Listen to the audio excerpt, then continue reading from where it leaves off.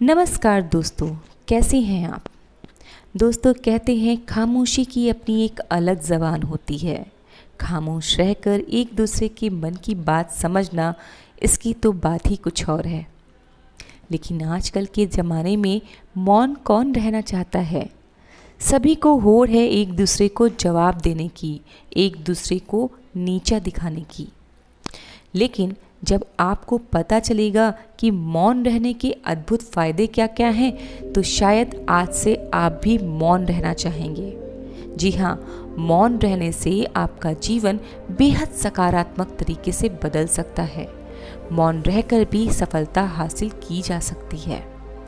आज मैं आपको एक कहानी सुनाऊंगी। गौतम बुद्ध की इस कहानी में मौन रहने के अद्भुत फायदे के बारे में बताया गया है। जब आपको इन अद्भुत फायदों के बारे में पता चलेगा तो आप भी आज से ही मौन रहने का अभ्यास शुरू कर देंगे। एक गांव में गौतम बुद्ध का एक बहुत बड़ा आश्रम था। वहाँ पे एक बहुत अच्छे और बहुत प्रसिद्ध बौद्ध गुरु रहा करते थे। आश्रम में बहुत से शिष्य रहा करते थे। उनमें से एक शिष्य बहुत बाचाल था। वो बहुत बोलता था। वो हमेशा इधर उधर की बातें किया करता था। जब भी वो दान लेने के लिए जाता तो हर घर से एक नई कहानी लेकर आता और आश्रम के दूसरे शिष्यों को सुनाता रहता था। एक शिष्य की बुराई दूसरे शिष्य से करता था, चुगली करता था और दूसरों के सामने अपने को अच्छा दिखाने का प्रयास किया करता था। खुद के मुंह मियाँ मिट्ठू बना करता था, यानी खुद की तारीफ ही करा करता था। हमेशा गुरु के सामने खुद को सबसे बुद्धिमान और उत्तम साबित करने के प्रयास में रहता था वो शिष्य खुद को सभी शिष्यों से अलग और श्रेष्ठ मानता था। उसका कहना था कि मैं एक अमीर घर का बालक हूँ। अगर मैं चाहता तो एक आरामदायक और सुविधाओं से भरा जीवन जी सकता था, लेकिन मैंने वो सब छोड़ दिया और यहाँ आ गया। क्यों? क्योंकि मुझे सत्य की खोज करनी है, खुद को जानना है, अपने जीवन को जानना है। इसलिए मेरा त्याग यहाँ उपस्थित सारे शिष्यों से सबसे बड़ा है। मेरे जैसा त्याग कोई और नहीं कर सकता। एक दिन की बात है, गुरु ने आश्रम के सभी शिष्यों को बुला के कहा, आप सभी को अगले 1 महीने के लिए कोई ना कोई संकल्प लेना है। इससे आपकी संकल्प शक्ति मजबूत होगी और आप में आत्मशक्ति का संचार होगा। आप सभी को अपने सामर्थ्य के अनुसार कोई भी संकल्प लेना है और अगर 1 महीने से पहले जिसका संकल्प टूट जाएगा वो अपनी पुरानी दिनचर्या में वापस आ जाएगा। सभी शिष्यों ने अपनी शक्ति के अनुसार छोटे बड़े संकल्प लिए और गुरु को अपने अपने संकल्प के बारे में बताकर वहां से चले गए। लेकिन जो शिष्य बहुत बोलता था वो खुद को सबसे अलग और बड़ा दिखाना चाहता था। इसलिए वो सीधे गुरु की कुटिया में पहुंचा और बोला, गुरुजी, मैं कोई छोटा मोटा संकल्प नहीं लेना चाहता, बल्कि खुद को एक बड़ा और होनहार साबित करने के लिए एक महान संकल्प लेना चाहता हूँ। कृपया आप ही बताएं मुझे क्या संकल्प लेना चाहिए। उसकी बात सुनकर गुरु मुस्कुराए और बोले, क्या तुम मेरे द्वारा दिए गए संकल्प को पूरा कर पाओगे? क्या तुम्हारे लिए उसे पूरा कर पाना संभव होगा? शायद नहीं। वो तुम्हारे लिए संभव नहीं है। तुम उसे पूरा ही नहीं कर सकते। इसलिए तुम अपने लिए खुद ही कोई संकल्प ढूंढो। शिष्य बोला, नहीं गुरुदेव, आप जो भी संकल्प मुझे देंगे मैं उसे जरूर पूरा करूंगा। गुरु ने कहा, ठीक है, तो तुम अगले 1 महीने तक चुप रहोगे, बिल्कुल मौन रहोगे। तुम मुंह से तुम्हारे एक भी शब्द नहीं निकलेगा और यही तुम्हारा संकल्प है। शिष्य ने कहा, गुरुदेव, ये भी कोई संकल्प है? ये तो बहुत ही आसान है। मैं 1 महीने तक चुप रह ही सकता हूँ और इसमें कौन सी बड़ी बात है। आप कोई और बड़ा संकल्प दीजिए जो मेरी योग्यता लायक हो, जिसे पूरा करने में मुझे समस्या हो। गुरु ने कहा, पहले तुम इस संकल्प को तो पूरा करके दिखाओ। शिष्य ने गुरु की बात मान ली और वो उसी समय से मौन हो गया और कुटिया के बाहर चला गया। उसे लग रहा था कि उसका संकल्प बहुत आसान है। उसे चुप रहना बहुत आसान लग रहा था। उसने एक दिन तो जैसे तैसे मौन रहकर काट लिया, लेकिन दूसरे दिन उसके मन में बोलने का बोझ बढ़ने लगा। उसके अंदर बोलने की तीव्र इच्छा बढ़ने लगी। तीसरे दिन उसे बहुत भारीपन महसूस हुआ। चौथे दिन उसे बेचैनी लगने लगी। आसपास के आश्रम में सभी शिष्य एक दूसरे से बात कर रहे थे और वो ये देख देख कर बेचैन हो रहा था। वो भी अपना पक्ष उनके सामने रखना चाहता था, लेकिन क्या करता। गुरुदेव ने संकल्प जो दिया था, इसीलिए उसे मौन ही रहना था। वो चाह रहा था कि वो बोलकर सबकी बोलती बंद कर दे, लेकिन उसका संकल्प उसके आड़े आ रहा था। इसलिए वो पूरे दिन सिर्फ मुंह और आंखें बनाता रहता और कुछ भी नहीं कर पा रहा था। इसी तरीके से कुछ दिन और बीत गए। शिष्य बीमार पड़ गया। उसका सिर फटा जा रहा था। उसे खाने पीने का मन नहीं कर रहा था। वो सिर्फ बोलना चाहता था। थक कर वो अपने गुरु के पास गया और उनके सामने बैठकर लिखने लगा। लिखकर उसने गुरुदेव को बताया कि मैं बोलना चाहता हूँ। बिना बोले मुझे सांस नहीं आ रही। अंदर ही अंदर मेरा दम घुटता जा रहा है। मैं अंदर ही अंदर पागल होता जा रहा हूँ। गुरुदेव, आप ही बताइए मैं क्या करूँ? संकल्प तोड़ दूँ क्या? ये पढ़कर गुरुदेव मुस्कुराए और बोले, संकल्प तो तोड़ने के लिए ही होते हैं, लेकिन जो अपने संकल्प को पूरा कर लेता है वही अपनी आंतरिक शक्ति को बढ़ाता है, और जो अपनी आंतरिक शक्ति को बढ़ा लेता है वो समाज और जागृति की राह पर आगे बढ़ जाता है। संकल्प का लेना भी तुम्हारे हाथ में है और तोड़ना भी तुम्हारे हाथ में है।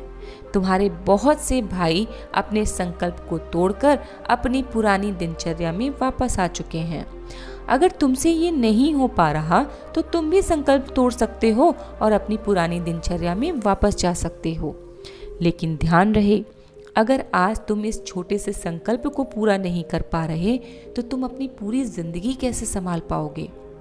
बाकी का फैसला तुम्हारे हाथों में है। तुम जो करना चाहते हो स्वतंत्र हो। गुरुदेव की ये बात उस शिष्य के दिल में चोट कर गई। वो बिना कुछ बोले वहां से वापस चला गया और खुद को अपनी कुटिया में बंद कर लिया। वो सिर्फ जरूरी कामों के लिए ही कुटिया से बाहर निकलता, बाकी सारी समय कुटिया के अंदर ही बैठा रहता। ऐसे करते करते 15 दिन बीत चुके थे। आश्रम के लगभग सभी शिष्यों ने संकल्प तोड़ दिया था, लेकिन उसका संकल्प अभी भी जारी था। संकल्प लेने के बाद से अब तक उसने एक शब्द भी नहीं बोला था। सारा आश्रम हैरान था। जो शिष्य इतना बोलता था वो इतना चुप कैसे हो गया? 15 दिन बीतने के बाद वो दोबारा अपने गुरु के पास गया और उन्हें लिखकर बताया, गुरुदेव, मैं तो बहुत दिन से चुप हूँ, लेकिन मेरे भीतर बहुत आवाज़ें हैं, बहुत चीख पुकार मचा हुआ है, बहुत सी शिकायतें हैं जो मेरे अंदर चल रही है। मैं अंदर ही अंदर बात करता रहता हूँ। मेरे मन में तरह तरह के प्रश्न उठते रहते हैं। मैं बाहर से जितना मौन हूँ, मेरे अंदर उतना ही शोर शराबा है। क्या इस तरह से मेरा संकल्प अभी भी जारी है? गुरु ने कहा, हाँ, तुम्हारा संकल्प अभी भी जारी है, लेकिन जब तक लोगों की ये आवाज़ें तुम्हारे कानों में पड़ती रहेगी, तुम्हारा मन बोलता रहेगा, क्योंकि मन की तो आदत ही है बोलने की। तुम भले ही बाहर से चुप रहो, लेकिन तुम अंदर से बोलते रहोगे। तुम्हें इन बातों से, इन आवाज़ों से दूर जाना पड़ेगा। शिष्य गुरु को प्रणाम करता है और वहाँ से निकल जाता है। सुबह होते ही अपनी कुटिया छोड़कर जंगल की तरफ चला जाता है। कई दिन बीत जाते हैं। संकल्प का समय भी पूरा हो जाता है, लेकिन शिष्य लौटकर नहीं आया। आश्रम के सभी लोग डर चुके थे कि कहीं उस शिष्य को जंगली जानवर ने तो नहीं खा लिया। इस बीच उसे ढूंढने की भी बहुत कोशिश की गई, लेकिन वो कहीं नहीं मिला। सभी गुरु भाइयों ने मान लिया था कि जंगली जानवरों ने उसे अपना शिकार बना लिया है, लेकिन गुरु को पता था कि असल में क्या हुआ है। एक दिन की बात है, आश्रम का एक अन्य शिष्य गुरु के पास आया और बोला, गुरुदेव, हमारे उस अधिक बोलने वाले भाई के साथ क्या हुआ होगा? क्या जानवर ने उसे मार दिया होगा? गुरु ने कहा, हो सकता है कि जानवर ने उसे अपना शिकार बना लिया हो, लेकिन उसके ना लौटने की एक दूसरी वजह भी तो हो सकती है। शायद उसे वो मिल गया हो जिसके लिए वो गया था। फिर शिष्य ने पूछा, गुरुदेव, क्या ज़्यादा बोलना इतना हानिकारक होता है?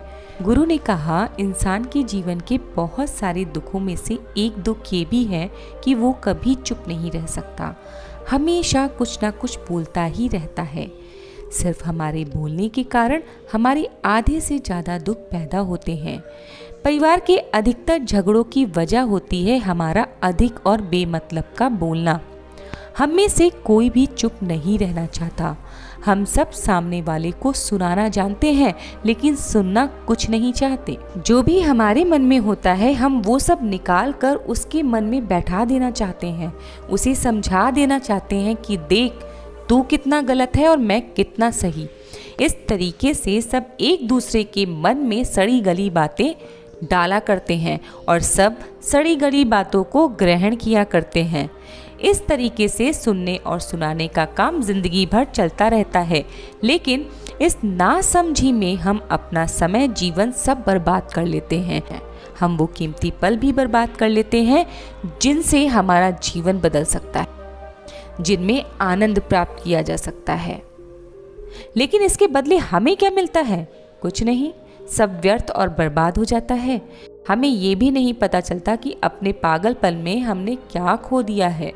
इसका एहसास केवल कुछ ही लोगों को होता है। बाकी लोग, जैसे उन्हें अपने आने का पता नहीं, वैसे उन्हें अपने जाने का भी पता नहीं होता। शिष्य गुरु से पूछता है, फिर इसका समाधान क्या है? गुरु ने कहा, पूरी जागरूकता के साथ अपने विचारों को देखना, यही एकमात्र तरीका है। सारी मानसिक समस्याओं का वर्तमान में रहकर चिंतन करो। पूरी जागरूकता के साथ अपना काम करो। जिंदगी में यही चमत्कारिक बदलाव ला सकता है। उसके बाद वो शिष्य गुरु से अपने प्रश्नों का उत्तर पाकर उनको प्रणाम करके वहां से चला गया।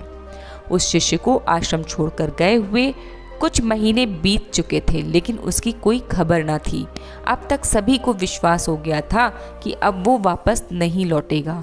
लेकिन एक दिन वो शिष्य वापस आश्रम में आता है। उसे देखकर सभी को बहुत आश्चर्य और खुशी होती है। लेकिन अब वो नहीं था जो यहाँ से गया था।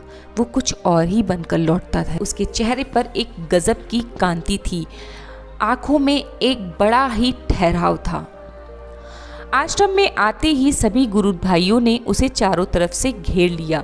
वो सबसे बातें कर रहा था, लेकिन वो पहले की तरह बातें नहीं कर रहा था। वो पहले की तरह उतावला नहीं था। उसके मुंह से एक एक शब्द बहुत सुलझे और मधुरता के साथ निकल रहे थे। थोड़ी देर तक उसने गुरु भाइयों से बात की, फिर अपने गुरु के पास चला आया। गुरु के चरण छुए और बोला, गुरुदेव, क्या मैं अब भी मौन हूँ? क्या अब भी मेरा संकल्प जारी है? गुरु ने कुछ देर तक शिष्य की आंखों में बड़े ध्यान से देखा और बोला, हाँ, तुम अब भी मौन हो और तुम्हारा संकल्प अब भी जारी है। तुम्हारे मुंह से एक भी शब्द नहीं निकल रहा। शिष्य बोला, गुरुदेव, जब मैं आश्रम से गया था तो मैं मुंह से तो चुप था, लेकिन मेरे अंदर बहुत सी आवाज़ें थी। मन में बहुत से प्रश्न थे और वो बंद ही नहीं हो रहे थे। मैं जंगल में चला गया था इस उम्मीद से कि वहाँ मुझे शांति मिलेगी और मेरे मन की बकबक कम हो जाएगी। लेकिन मैं जितना एकांत में जाता गया, मेरे अंदर की आवाज़ उतनी तेज होती गई। मेरे भीतर की पुरानी से पुरानी आवाज़ मुझे सुनाई देने लगी। तब जाकर मैंने महसूस किया कि मैं कितना गलत कर रहा था। मैं सबको गलत ठहरा रहा था और खुद को सही। और मैं कितना गलत था कि एक दूसरे की चुगली किया करता था, सबका मजाक बनाता था। मुझे यही लगता था कि मैं सबसे बेहतर हूँ। लेकिन उस दिन मैंने पहली बार महसूस किया कि मैं कितना गलत बोलता था। काफ़ी दिनों तक ये आवाज़ें, ये शिकायतें मेरे अंदर चलती रही, लेकिन धीरे धीरे एक दिन ये सारी आवाज़ें मेरे अंदर से खत्म हो गई। मैं भीतर से मौन हो गया। घने जंगल में बाहर से बोलने वाला कोई भी नहीं था और भीतर कोई आवाज़ बची नहीं थी। मैं उस दिन पहली बार मौन का सही अर्थ समझा। मेरे चारों तरफ बहुत शांति थी। हालांकि अभी भी मुझे कुछ आवाज़ें आ रही थी जो पहले भी आती थी, लेकिन मैं उन्हें सुन नहीं पाता था। पर अब वो सभी आवाज़ें मुझे स्पष्ट सुनाई दे रही थी। हवा के चलने की आवाज़, चिड़ियों के चहचहाने की आवाज़, पानी के बहने की आवाज़, ये सभी आवाज़ें मैंने पहली बार पूरे होशो हवास में सुनी। अपने चारों तरफ इतनी शांति मैंने कभी पहले महसूस नहीं की। इस शांति को भंग करने के लिए मैंने पहली बार अपने मुंह से कोई शब्द निकाला। मैं चिल्लाया, हे ईश्वर, ये कैसी शांति है? सभी कुछ इतना शांत क्यों है? हे गुरुदेव, मैंने अपने गुरु भाइयों से बात की, मैंने आपसे बात की, मैं बोल रहा हूँ, मैं चल रहा हूँ, मैं सब कुछ देख रहा हूँ, लेकिन मैं भीतर से बिल्कुल एकांत में हूँ। मैं मौन में हूँ, मैं भीड़ में हूँ लेकिन मौन हूँ। अब सब दिखाई पड़ने लगा है, सब सुनाई पड़ने लगा है। गुरु ने कहा, जब तक हम बाहर की तरफ से बोलते रहेंगे भीतर अशांति रहेगी, लेकिन जिस दिन हम भीतर की तरफ मुड़ जाएंगे तब हमारे मुंह से कुछ भी निकलेगा, हम शांत रहेंगे। दुनिया में जितनी भी बुराइयां हैं ज़्यादातर हमारे बोलने से ही उत्पन्न होती है। हम सामने वाले को सुनना नहीं चाहते, हम लोगों की बोलती बंद कर देना चाहते हैं, हम सबको समझा देना चाहते हैं कि मैं कौन हूँ, मैं क्या कर सकता हूँ, और यही हमारी ज़िंदगी का मकसद बनकर रह जाता है। हमारी सारी एनर्जी, हमारी सारी ऊर्जा व्यर्थ बोलने में बर्बाद होती रहती है और ऐसे लोगों का जीवन दुखों से भर जाता है। जो लोग कभी किसी की सुनना पसंद नहीं करते, उनके लिए चुप रहने का मतलब है खुद को छोटा महसूस करना। दुनिया की सभी लड़ाइयों का कारण है हमारा ज़्यादा बोलना, इसलिए हमें सिर्फ उतना ही बोलना चाहिए जितना ज़रूरी हो। व्यर्थ का बोलना ऊर्जा को नष्ट करता है। बोलना ही हमें कभी अपने भीतर की ओर नहीं लौटने देता, हमारे मन पर विजय नहीं पाने देता, क्योंकि ये हमें बाहर की ओर खींच कर रखता है। बाहर है ही क्या इस संसार के अलावा? लेकिन अगर आप अपने भीतर के संसार को जानना चाहते हैं तो आपको मौन रहना होगा। इसलिए जितने भी बुद्ध हुए, जितने भी आत्मज्ञानी हुए, वो सभी एकांत की ओर भागे ताकि उन्हें ज़्यादा ना बोलना पड़े, ज़्यादा ना सुनना पड़े। वो एकांत में रहे और शांत रहे। इसी वजह से वो आसानी से अपने अंदर की यात्रा कर पाए। लेकिन अगर कोई चाहे तो इस संसार में रहकर भी एकांत में रह सकता है, शांत रह सकता है, लेकिन उसके लिए उसे अपनी ऊर्जा को बचाना होगा, उसे व्यर्थ बोलना बंद करना होगा। दोस्तों, इस कहानी की सीख यही है कि व्यर्थ बोलने से ऊर्जा नष्ट होती है, मानसिक और शारीरिक तनाव मिलता है। व्यर्थ बोलना ही हमें अपने भीतर की ओर लौटने नहीं देता और ये हमें बाहर की ओर झुकाए रखता है। जिन्हें भीतर की यात्रा करनी है उन्हें मौन रहना होगा। मुझे उम्मीद है कि आपको ये कहानी पसंद आई होगी। आपको इस कहानी से काफ़ी कुछ सीखने को मिला होगा। कहानी के बारे में आप अपने विचार हमें कमेंट बॉक्स में कमेंट करके बता सकते हैं। जाने से पहले वीडियो को लाइक करें और चैनल को सब्सक्राइब जरूर करें। नमो बुद्धाय।